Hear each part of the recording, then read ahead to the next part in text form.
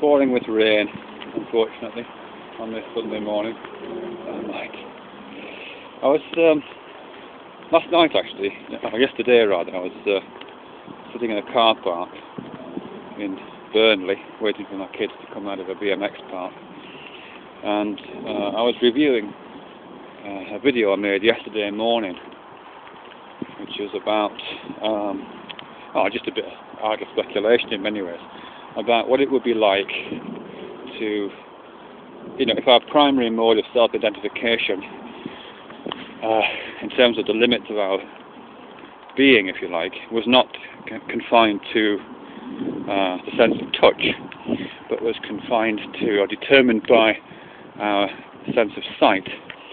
So whereas at the moment we feel our body extending, the body that we primarily identify with, we feel that extending to the limits of our skin, where our touch sense, our sense of touch operates. What would it be like if our body, our sense of our body, what our body was, that which we identify with, extended to where our sense of sight ends, terminates, which is of course on the objects that surround us. And as I said in that video yesterday, and I did some experiments with it, just sort of personal cognitive imaginations, if you like. It's quite interesting, it resonates with some other techniques that I messed about with, and I'm doing it now. I can feel myself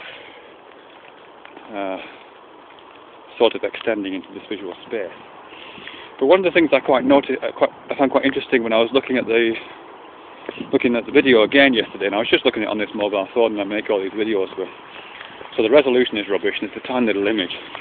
But even so, what I found quite interesting was that when I look at that video, or any of these videos actually, or any of the YouTube videos of people talking, is that, this is going to sound so nuts, but I'm going to say it anyway, is that what I tend to habitually see is a kind of pink fleshy thing, figure, set against a ground of some sort, and an opening at the front of that pink fleshy thing, well, sort of opening and closing, and the sounds that are coming out of the speakers, or coming through my headphones, I associate with that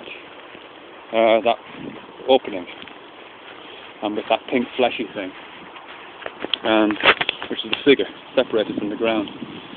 But when I was looking at this little video yesterday, I should just, in case that's not blindingly obvious, all I'm saying is that I see a person, and I don't notice the surroundings usually unless my attention is particularly drawn to it, and I definitely see those surroundings as separate, and I associate the sounds that they're making with their mouth opening and closing, and presumably with some intentional ideas which are delivering those. But just to return to the story, when I was looking at this little video yesterday of myself, it was this video that I've made of this sort of visual body as extending into the space around it, and I got this really odd sensation of it's really raining hard now. It's really odd sensation that first off, that the sounds weren't coming from this opening and closing orifice in the middle of this fleshy protuberance, but it's very clearly coming from the speaker on the phone. But also that that what I was looking at was a sort of, how can I phrase this? It's so hard to describe. But it was just a sort of field of objects, behaviour, intention, spread from one side of the screen to the other, from top to bottom of the screen to the other, which varied in colour across. So I could certainly see that there was this sort of vaguely pinky orangey oval shape in the middle, with some small changes taking place within it. And to the extent that the sound, the words that I was saying, were associated with the image on the screen, they just seemed to be sort of associated with the whole screen, as if the whole image was saying something, and there was no ontological distinction between the figure and the ground.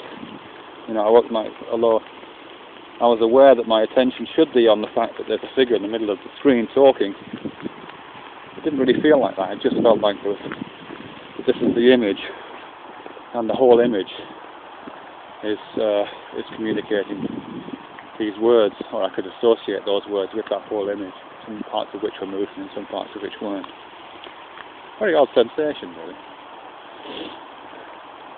And now it's really, really again. Yes. It was a shame. It was beautiful yesterday as well. I don't mind it.